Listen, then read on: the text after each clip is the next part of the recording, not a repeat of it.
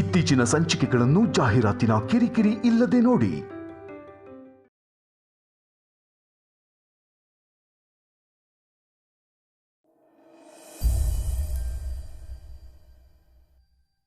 ನಿಮಗೆ ಗೊತ್ತಾ ಮಾವ, ಅವತ್ತು ಗಣೇಶ ಹಬ್ಬದ ದಿನ ಅತ್ತೆ ನಮ್ಮ ಏರಿಯಾಗೆ ಹೋಗಬಾರ್ದು ಅಂದರು. ಆದರೆ ಕಾರ್ತಿಕ್ ನನ್ನನ್ನು ಅಲ್ಲಿಗೆ ಕರ್ಕೊಂಡು ಹೋದ. ಅವನು ನನ್ನನ್ನು ಹೆಂಡತಿ ಅಂತ ಒಪ್ಕೋತಾನೋ ಇಲ್ವೋ, ಆದರೆ ಒಳ್ಳೆ ಗೆಳತಿ ಅಂತ ಒಪ್ಕೊಂಡಿದ್ದಾನೆ. ನಾನು ಕೇಳ್ದೇನೆ ನನಗೆ ಬೇಕಂತಿದ್ದೆಲ್ಲ ಮಾಡ್ತಾನೆ.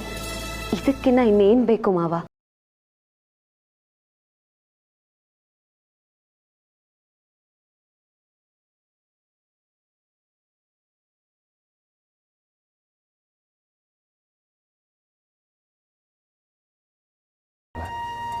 ಮನ್ಸಿಗೆ ಬಂದಿದ್ದೆ ಮಾಡ್ತಾಳೆ, ಸ್ವಲ್ಪ ಹೊರಟು. ನಾಜೂಕು ಸೂಕ್ಷ್ಮತೆ ಇಲ್ಲ ಅನ್ನೋದು ಬಿಟ್ರೆ ಅವಳನ್ನ ಕಣ್ಣು ಮುಚ್ಕೊಂಡು ನಂಬುವಂಥ ವ್ಯಕ್ತಿತ್ವ.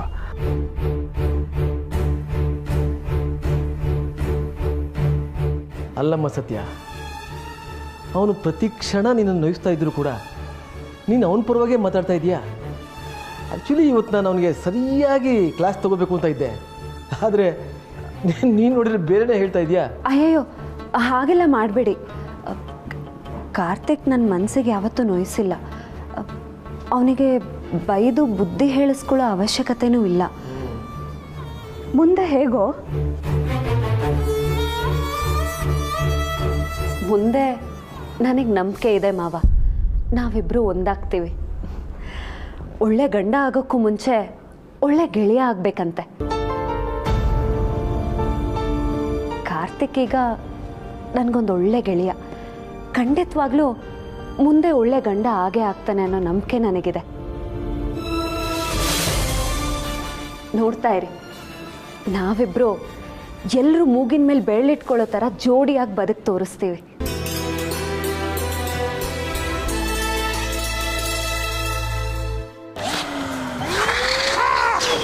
ಮೂರೇ ಮೂರು ಪೆಗ್ಗಿಗೆ ತಲೆ ಗಿರಗಿರ ಅಂದಿದೆ. ನನ್ನ ಕಣ್ಣುಗಳು ಬ್ಲ್ಯಾಂಕ್ ಆಗಿದೆ. ಯಾರೋ ಈ ಹುಡುಗಿ ಫುಲ್ ಬಾಟಲ್ ಖಾಲಿ ಮಾಡಿದಳೆ.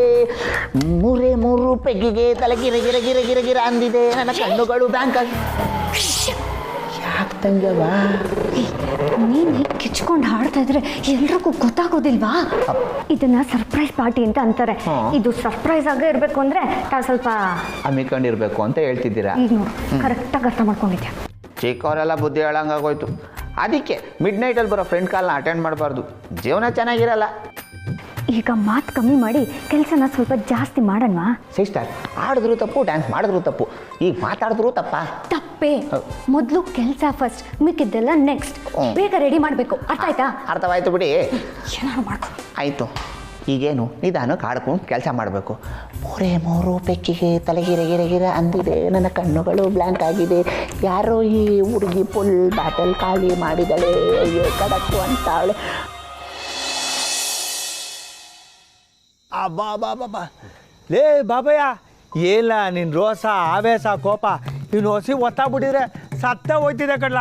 ನೋಡ್ಲಾ, ಈ ರೋಸ ಆವೇಶ ಕೋಪ ಒಳ್ಳೇದಲ್ಲ, ತಿಳ್ಕ. ಯಾಕೆ ಬಂದ್ಬಿಡು, ಮಾಡೋದೆಲ್ಲ ಮಾಡಿಬಿಟ್ಟು ಈಗ ನನಗೆ ತಾಳ್ಮೆ ಪಾಠ ಮಾಡಕ್ಕೆ ಬರ್ತವನೆ. ಗೊಗ್ಗಯ್ಯ, ಅತಿ ಆಯ್ತು ನಿಂದು. ನೋಡಪ್ಪ, ನಿನ್ನ ಪುರುತಿನೇ ಗಟ್ಟಿ, ನಾವು ಒಪ್ಕೊಂಡಿವ್ನಿ, ಸಮಾಧಾನ ಬಾ. ಲೇ, ಆದರೆ ನಿನಗೆ ನಾನು ಕೆಟ್ಟದನ್ನು ಬಯಸ್ತೀನಲ್ಲ, ಅರ್ಥ ಮಾಡ್ಕೊಳ್ಳ. ದಿವ್ಯನ್ಗೆ ಅಪ್ಪನ ಹೆಸರೇಳಿ ಹೆದರ್ಸ್ಬೇಡ ನೀನು, ಮೊದಲೇ ಹೇಳಿದ್ದೀನಿ. ನೋಡ್ಲಾ, ನಿಂದು ಪ್ರಾಮಾಣಿಕ ಪುರುತಿ, ಅದಕ್ಕೆ ಅವಳು ಪುರುತಿ ಬೇಕು ಅಂತ ಒದ್ದಾಡ್ತಾ ಇದೀಯ. ಅದಕ್ಕೋಸ್ಕರ ಸುಳ್ಳು ಅರಮನೆನೇ ಕಟ್ಬಿಟ್ಟಿದ್ಯಾ. ಅವಳು ಅದನ್ನ ನಂಬ್ಕೊಂಡು ಬಂದವಳೆ. ಅದಿಲ್ಲ ಅಂತ ಗೊತ್ತಾದರೆ ನಿನ್ನ ಪುರುತಿ ನದಿಯಾಗಿ ಕೊಚ್ಕೊಂಡು ಹೊಂಟಾಯ್ತದೆ. ಹಂಗಾಗಬಾರ್ದು ಅಂತಾನೆ ನಿಮ್ಮ ಅಪ್ಪನ ಅಣೆಕಟ್ಟ ಕೊಟ್ಟಿವ್ನಿ, ಗೊತ್ತಾಯ್ತಾ? ಅದನ್ನು ನಾನೇ ಕಟ್ಟಿದ್ದೀನಿ, ನೀನೇನು ಅದನ್ನು ಹೊಸದಾಗಿ ಕಟ್ಟೋದು? ಪಾಪ ದಿವ್ಯ ಎಷ್ಟು ಹೆದರ್ಕೊಂಡಿದ್ದಾಳೆ ಗೊತ್ತಾ? ಅದೇ ಬೇಕಾಗಿರೋದು ಕಳ್ಳ. ಆಗ ನಿನ್ನ ಪಿರುತಿ ನದಿಯಾಗಿ ಕೊಚ್ಕೊಂಡು ಹೋಗದೆ ಅಣೆಕಟ್ಟಿನಾಗೆ ಸಿಕ್ಕಾಕೋತದೆ, ಇನ್ನೂ ಗಟ್ಟಿ ಆಯ್ತದೆ. ಆಗ್ಲೇ ನಿನ್ನ ಪಿರುತಿ ನಿಂತವೇ ಉಳ್ಕತ್ತದೆ. ಏನೋ ಗೊಗ್ಗಯ್ಯ, ನೀನು ತುಂಬ ಕನ್ಫ್ಯೂಸ್ ಮಾಡ್ತೀಯ. ನೋಡ್ಲಾ, ಪ್ರೀತಿ ಅಂದರೆ ಪ್ರೀತಿಸೋದಷ್ಟೇ. ನಾನು ನಿನ್ನ ಹುಡುಗಿಗೆ ಇದೆಲ್ಲ ಅರ್ಥ ಮಾಡಿಸ್ಬೇಕು ಅಂತಲೇ ಇಷ್ಟೆಲ್ಲ ಮಾಡ್ತಾ ಇರೋದು. ನೀನು ನೋಡಿದ್ರೆ ನನ್ನ ಮ್ಯಾಗೆ ಎಗರಾಡ್ತಾ ಇದೀಯ.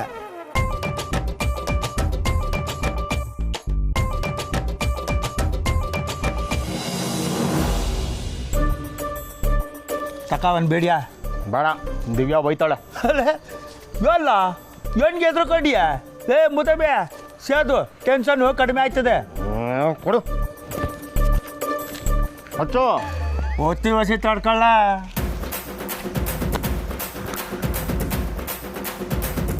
ಹೇಳಿಲ್ಲ ತಮ್ಮ.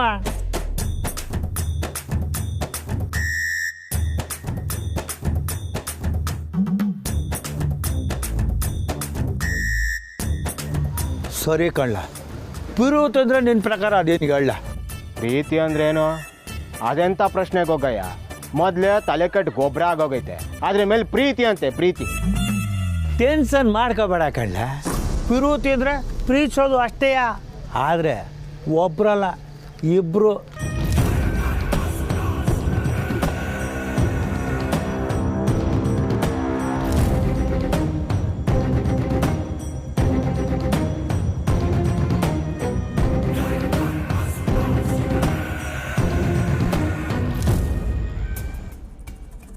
ಏನು ನಡೀತಾ ಇದೆ ಇಲ್ಲಿ? ನಿಜವಾಗ್ಲೂ ಇದು ಕಾರ್ತಿನೇನಾ? ಸತ್ಯನ ಬಗ್ಗೆ ಏನೇನೋ ಕಂಪ್ಲೇಂಟ್ ಹೇಳ್ತಾನೆ. ಸರಿಯಾಗಿ ಬೈದು ಬುದ್ಧಿ ಹೇಳಬೇಕು ಅಂದ್ಕೊಂಡ್ರೆ ಇವನು ಸತ್ಯನ ಹೊಗಳ್ತಾ ಇದ್ದಾನೆ. ಏನಾಗ್ತಿದೆ ಇಲ್ಲಿ? ಅಲ್ಲ, ಸತ್ಯ ಯಾಕೆ ಕಾರ್ತಿಕ್ ಪರವಾಗಿ ಮಾತಾಡ್ತಾ ಇದ್ದಾಳೆ? ಜೋಡಿಯಾಗಿ ಬರ್ತೀವಿ, ಚೆನ್ನಾಗಿರ್ತೀವಿ ಅಂತೆಲ್ಲ ಅಂತ ಇದ್ದಾಳೆ. ಏನಾಗಿದೆ ಇವಳಿಗೆ? ಏನು ಓಡ್ತಾ ಇದೆ ಇವಳು ತಲೆಯಲ್ಲಿ? ಚಿಕ್ಕ ಮಾವ, ಏನು ಯೋಚನೆ ಮಾಡ್ತಿದ್ದೀರಾ? ಕಾರ್ತಿ, ಏನು ನನ್ನ ಹತ್ರ ತಮಾಷೆ ಮಾಡ್ತಿದ್ಯಾ? ನಾನು ತಮಾಷೆ ಯಾಕೆ ಮಾಡಲಿ ಚಿಕ್ಕಿ? ಐ ಸ್ವೇರ್, ನಾನು ಸತ್ಯನ ಬಗ್ಗೆ ಮಾತಾಡಿದ ಮಾತೆಲ್ಲ ನನ್ನ ಮನಸ್ಸಿಂದಾನೇ ಬಂದಿದ್ದು. ನೀನು ಯಾವತ್ತೂ ಸತ್ಯನ ಬಗ್ಗೆ ಒಳ್ಳೆ ಮಾತು ಆಡ್ದವನೇ ಅಲ್ಲ. ಅವಳ ಬಗ್ಗೆ ವಿಷಯ ಬಂದರೆ ಸಾಕು ಸಿಡುಕ್ತಾನೆ ಇರ್ತೀಯಾ? ಹೌದು, ಆದರೆ ಇವತ್ತು ನಿಮ್ಮ ಜೊತೆ ಮಾತಾಡಿದ ಮಾತೆಲ್ಲ ನಿಜಾನೇ ಚಿಕ್ಕಿ. ಸುಮ್ಮನೆ ನನ್ನ ಹತ್ರ ತಮಾಷೆ ಮಾಡಬೇಡ. ನೀನು ನನ್ನ ಸಮಾಧಾನಕ್ಕೆ ಈ ರೀತಿ ಮಾತಾಡ್ತಿದ್ಯಾ ಅಂತ ನನಗೆ ಗೊತ್ತು. ಸತ್ಯ ನಿನಗೆ ಯಾವ ಆ್ಯಂಗಲಲ್ಲೂ ಸರಿಯಾದ ಜೋಡಿ ಅಲ್ಲ. ಅವಳನ್ನ ಕಂಡ್ರೆ ನಿನಗಾಗಲ್ಲ. ಅದನ್ನೇ ತಾನೇ ನೀನು ಯಾವಾಗಲೂ ಹೇಳೋದು. ನಾನು ಹಾಗೆ ಅಂದ್ಕೊಂಡಿದ್ದೆ ಚಿಕ್ಕಿ. ಸತ್ಯ ನನಗೆ ಒಳ್ಳೆ ಜೋಡಿ ಆಗಕ್ಕೆ ಸಾಧ್ಯನೇ ಇಲ್ಲ ಅಂತ ನಾನು ಅಂದ್ಕೊಂಡಿದ್ದೆ. ಆದರೆ ನಾವು ಹೇಳಿದ ಸ್ಟೇಟ್ಮೆಂಟ್ಗೆ ಒಂದು ಎಕ್ಸ್ಪೈರಿ ಡೇಟ್ ಅನ್ನೋದಿರುತ್ತಲ್ವ ಚಿಕ್ಕಿ, ಅದು ನನಗೆ ಇವತ್ತು ಅರ್ಥ ಆಗ್ತಾ ಇದೆ.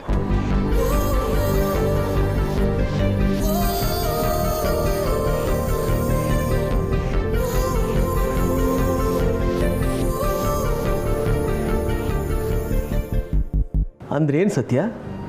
ಕಾರ್ತಿಕ್ ನಿನ್ನ ಹೆಂಡತಿಯಾಗಿ ಒಪ್ಕೊಂಡಿದ್ದಾನೆ ಅಂತಾನಾ?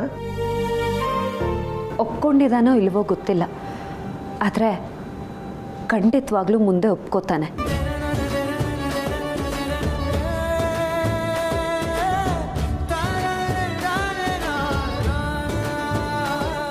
ಈ ನಿನ್ನ ಮಾತು ಕೇಳ್ತಾ ಇದ್ರೆ ನಂಗೆ ಅದೆಷ್ಟು ಖುಷಿಯಾಗುತ್ತೆ ಗೊತ್ತಮ್ಮ. ಈ ನಿನ್ನ ಕಾನ್ಫಿಡೆನ್ಸೇ ನಿನ್ನ ಅವನ ಸಂಬಂಧನ ಗಟ್ಟಿ ಮಾಡುತ್ತೆ. ಪ್ರೀತಿಸಿ ಮದುವೆ ಆದವ್ರಿಗೆ ಹೊಂದ್ಕೊಳ್ಳೋದಕ್ಕೆ ಟೈಮ್ ಬೇಕು. ಇನ್ನು ನಮ್ಮದು ವಿಚಿತ್ರ ಮದುವೆ, ನಾವಕ್ಕೆ ಟೈಮ್ ಬೇಡವಾ ಮಾವ? ದೇವರು ನನಗೆ ಒಳ್ಳೆ ಮನಸ್ಸಿರೋ ಗಂಡನ್ನೇ ಕೊಟ್ಟಿದ್ದಾರೆ. ಅವನನ್ನು ಕಳ್ಕೊಳ್ಳೋದಕ್ಕೆ ನಾನು ಯಾವತ್ತೂ ಇಷ್ಟಪಡಲ್ಲ. ಅವನಿಗೆ ನನ್ನ ಮೇಲೆ ಕೋಪ ಇರ್ಬೋದು, ಅದರಿಂದ ನನಗೆ ಯಾವ ಬೇಜಾರೂ ಇಲ್ಲ. ಅವ್ನು ನನ್ನ ಮೇಲೆ ಕೋಪ ಮಾಡ್ಕೊಳ್ದೆ ಇನ್ನು ಯಾರ ಮೇಲೆ ಮಾಡ್ಕೋತಾನೆ ಹೇಳಿ? ನೀವು ಟೆನ್ಷನ್ ಮಾಡ್ಕೋಬೇಡಿ, ನಮ್ಮ ಸಂಸಾರ ಖಂಡಿತ ಸರಿ ಹೋಗುತ್ತೆ.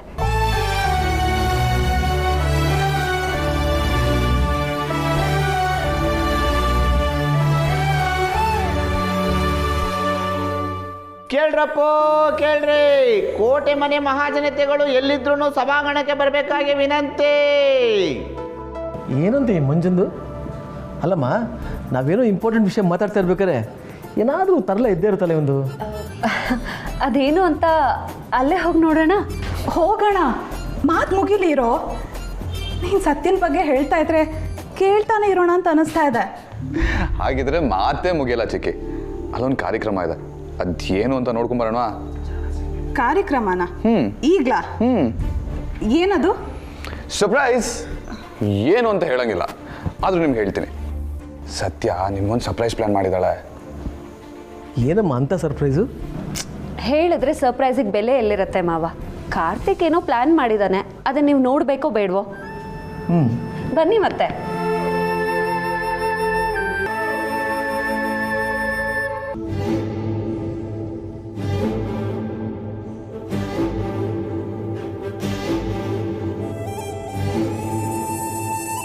Three, 2, 1.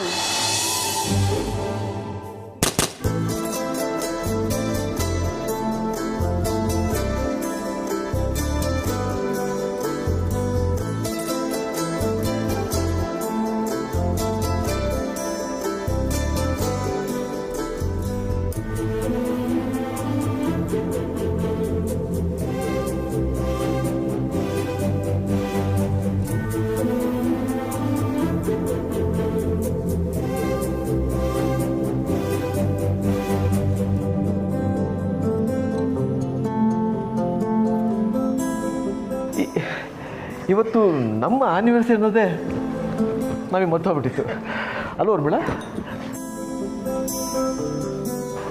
Thank you Satya, thank you.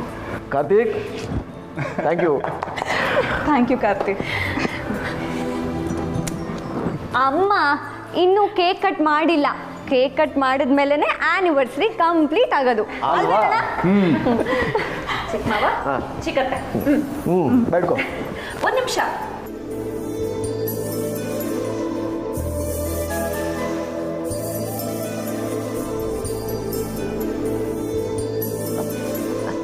Karthik,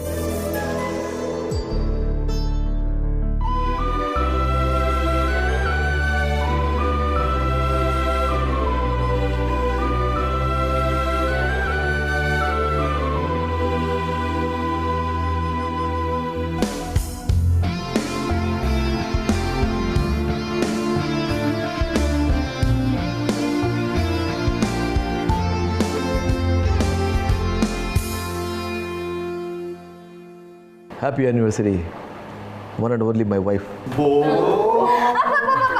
ಒಂದು ನಿಮಿಷ. Photo photo photo.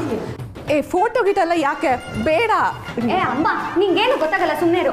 ಫೋಟೋ ತೆಗಿಲಿಲ್ಲ ಅಂದ್ರೆ ಏನ್ ಚೆನ್ನಾಗಿರುತ್ತೆ ಹೇಳು. ಅಪ್ಪ ನೀನ್ ತಿನ್ಸಪ್ಪ. ನೀನು ತೆಗಿತೀನ.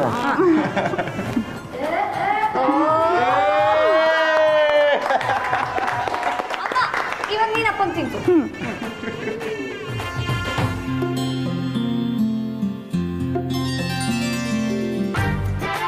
ಹ್ಯಾಪಿ ಆ್ಯನಿವರ್ಸರಿ ರೀ.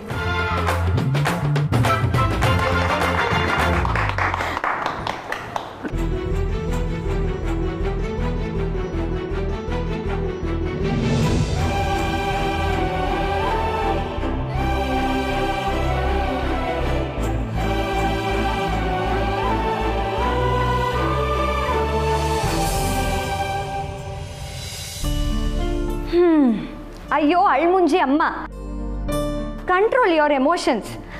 ಅತ್ಗೆ ಇವತ್ತೇನಾದ್ರು ಸಿವಿಯರ್ ರೈನ್ಫಾಲ್ ಇದೆ ಅಂತ ಪ್ರಿಡಿಕ್ಷನ್ ಏನಾದ್ರು ಹೇಳಿದ್ರಾ? ಕತ್ತೆ ಸುಮ್ಮನಿರ. ನೋಡು ನೋಡು ನೋಡು, ನನ್ನನ್ನು ಬೈಯೋದು ಮಾತ್ರ ನೀನು ಬಿಡೋದಿಲ್ಲ ಅಲ್ಲ.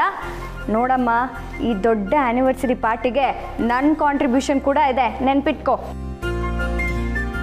ಯಾಕೆ ಇದನ್ನೆಲ್ಲ ಮಾಡಕ್ಕೆ ಹೋದ್ರಿ? ನಮಗೆ ಇದೆಲ್ಲ ಅಭ್ಯಾಸನೇ ಇಲ್ಲ. ನಿಮಗೆ ಚಿಕ್ಕ ಮಾವ, ವರ್ಷಕ್ಕೆ ಒಂದೇ ಸತಿ ತಾನೇ ಆನಿವರ್ಸರಿ ಬರೋದು. ಇನ್ಮೇಲೆ ಅಭ್ಯಾಸ ಮಾಡ್ಕೊಂಡ್ರೆ ಆಯ್ತು. ಹೌದು, ಇಡೀ ಈ ಸೆಟಪ್ ಎಲ್ಲ ಯಾರ ಐಡಿಯಾ? ಸತ್ಯಂದು.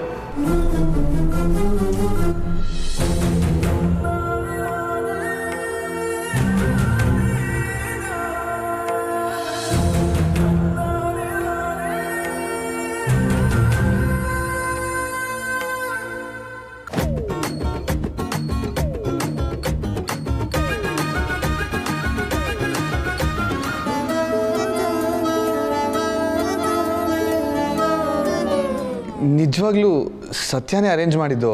ಇಲ್ಲ ಇಲ್ಲ, ನಿಜವಾಗ್ಲೂ ಕಾರ್ತಿಕೇ ಅರೇಂಜ್ ಮಾಡಿದ್ದು.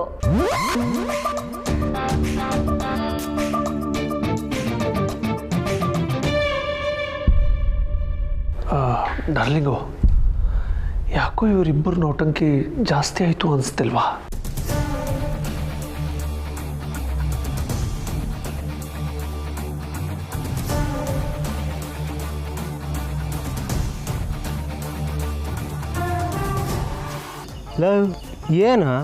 ಏನೋ ಇಂಪಾರ್ಟೆಂಟ್ ವಿಷಯ ಹೇಳಬೇಕು ಅಂತ ಕರ್ಕೊಂಬಂದು ನಿಲ್ಸಿದ್ಯಾ? ಏನದು? ಅವ್ರು ಬಂದವ್ರೆ, ಕ್ಯಾಮ್ರಾ ತಂದವ್ರೆ, ಎಲ್ಲೆಲ್ಲ ಇಡ್ತವ್ರೆ. ಯಾರು? ಏನು ವಿಷಯನೋ? ನನಗೂ ಸರಿಯಾಗಿ ಗೊತ್ತಿಲ್ಲ ಬಾಬಾಯ. ಮೋಸ್ಟ್ಲಿ ಶೂಟಿಂಗ್ ಮಾಡ್ತಾರೆ ಅನ್ಸುತ್ತೆ. ಯಾರನ್ನ?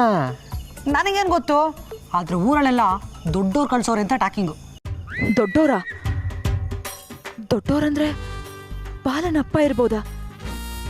ಈ ಊರಲ್ಲಿ ಬೇರೆ ಯಾರು ದೊಡ್ಡೋರಿದ್ದಾರೆ? ನನಗೇನು ಅನುಮಾನ ಬಾಬಾಯ. ಏನು ಅನುಮಾನ?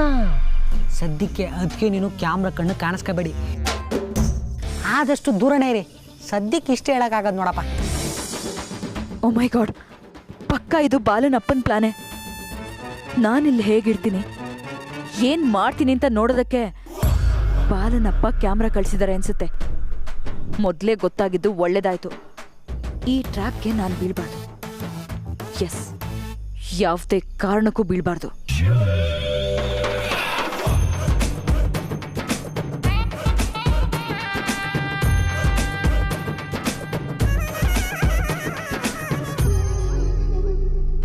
ಕಾರ್ತಿಕ್ ನೋಡಿದ್ರೆ ಸತ್ಯ ಅನ್ನೋದು, ಸತ್ಯ ನೋಡಿದ್ರೆ ಕಾರ್ತಿಕ್ ಅನ್ನೋದು. ಏನಕ್ಕೆ ಇಷ್ಟೊಂದೆಲ್ಲ ಡ್ರಾಮಾ? ಸ್ಟ್ರೇಟಾಗಿ ಯಾರು ಅರೇಂಜ್ ಮಾಡಿದ್ದು ಅಂತ ಹೇಳ್ಬೋದು ತಾನೆ? ಅಕ್ಕ, ಈ ಎಲ್ಲ ಅರೇಂಜ್ಮೆಂಟ್ಸು ಅತ್ತಿಗೆನೆ ಮಾಡಿರೋದು. ಈಗ ಸಮಾಧಾನನಾ? ಯಾರು ಪ್ಲಾನ್ ಮಾಡಿದ್ರೇನು? ಚಿಕ್ಕತ್ತೆ, ಚಿಕ್ಕ ಮಾವ, ನಿಮಗೆ ಸರ್ಪ್ರೈಸ್ ಇಷ್ಟ ಆಯ್ತಾ? ಮೊದಲು ಅದನ್ನು ಹೇಳಿ. ಇಷ್ಟ ಆಯಿತು ಅಂತ ಮಾತಲ್ಲಿ ಹೇಳೋಕ್ಕಾಗಲ್ಲ ಸತ್ಯ. ನಾವು ಮರ್ತಿದ್ದ ನಮ್ಮ ಆ್ಯನಿವರ್ಸರಿನ ನೀವು ನೆನಪಿಸಿ ಇಷ್ಟೊಂದು ಗ್ರ್ಯಾಂಡಾಗಿ ಸೆಲೆಬ್ರೇಟ್ ಮಾಡಿದ್ದಕ್ಕೆ ತುಂಬ ಥ್ಯಾಂಕ್ಸ್. ನನಗೆ ನೆನಪಿತ್ತು, ನೀವೇ ಪ್ರತಿ ಸಲ ಮರ್ತು ಹೋಗ್ತೀರಾ. ನಾಳೆ ಬೆಳಗ್ಗೆ ಆಫೀಸ್ಗೆ ಹೋಗಿನ ಮುಂಚೆ ವಿಶ್ ಮಾಡೋಣ ಅಂತಿದ್ದೆ. ಅಷ್ಟರಲ್ಲಿ ಇವರೆಲ್ಲ ಸೇರಿ ಸೆಲೆಬ್ರೇಟ್ ಮಾಡಿ ನಿಮಗೆ ನೆನಪು ಮಾಡಿಬಿಟ್ರು. ವಾಗ್ಲಿ ಬಿಡಿ ಚಿಕ್ಕಮ್ಮ, ಗಂಡಸರಿಗೆ ಸ್ವಲ್ಪ ಮರು ಜಾಸ್ತಿ. ಸುಮ್ಮನೆ ನಿಂತ್ಕೊಳ್ಳೋ ಮಂಜ. ಆದರೆ ನಮ್ಮ ಹೆಂಗಸರಿಗೆ ನೆನಪು ಜಾಸ್ತಿ. ಬರ್ತ್ಡೇ, ಆ್ಯನಿವರ್ಸರಿ ಇದೆಲ್ಲ ನಮಗೆ ತುಂಬಾ ಇಂಪಾರ್ಟೆಂಟ್. ಅದರಲ್ಲೂ ನಮ್ಮ ಗಂಡ ಅದನ್ನು ನೆನಪು ಮಾಡಿಕೊಂಡು ವಿಶ್ ಮಾಡಲಿ ಅಂತ ಆಸೆ ಪಡ್ತಿರ್ತೀವಿ.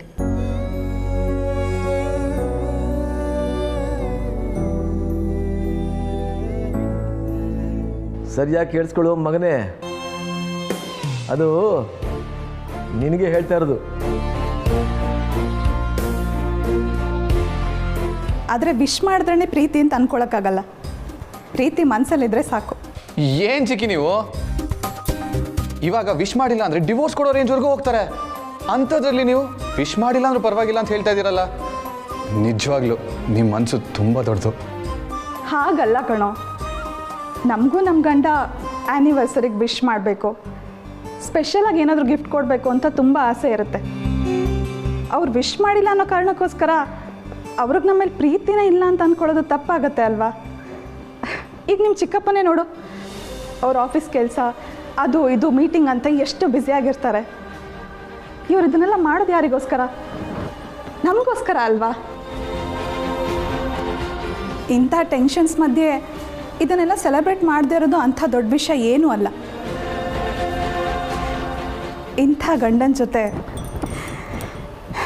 ಲೈಫೇ ಒಂದು ಸೆಲೆಬ್ರೇಷನ್.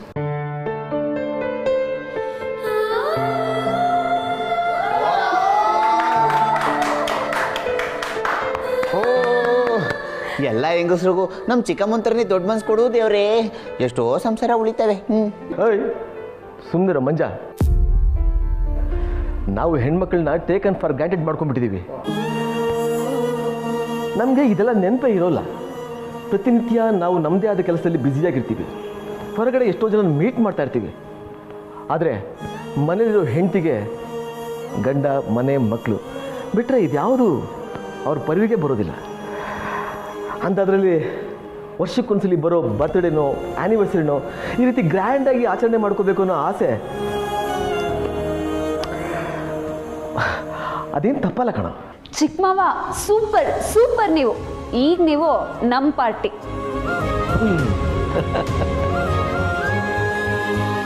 ಊರ್ಮಿಳ, ಇನ್ಮೇಲೆ ಯಾವತ್ತೂ ಈ ಸ್ಪೆಷಲ್ ಡೇಸ್ನ ನಾನು ಮರೆಯಲ್ಲ. ನಿನ್ನ ಜೊತೆ ನಾನು ಸೆಲೆಬ್ರೇಟ್ ಮಾಡ್ತೀನಿ. It's my promise. ರೀ, ಹೊಸದಾಗೆಲ್ಲ ಆಚರಣೆ ಮಾಡೋದು ಬೇಡ. ನೀವು ಹೇಗಿದ್ದೀರೋ ಹಾಗೇ ಇರಿ. ನಿಮ್ಮ ಜೊತೆ ನಂಗೆ ಪ್ರತಿ ದಿನಾನೂ ಸ್ಪೆಷಲ್ಲೇ. ಹಾಗಲ್ಲ ಊರ್ಮಿಳ,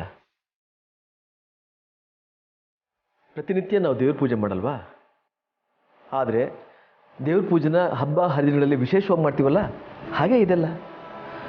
ಇವತ್ತು ನಮ್ಮ ಸತ್ಯ ನಮಗೆಲ್ಲ ಕಣ್ ತೆರೆಸ್ಬಿಟ್ಲು.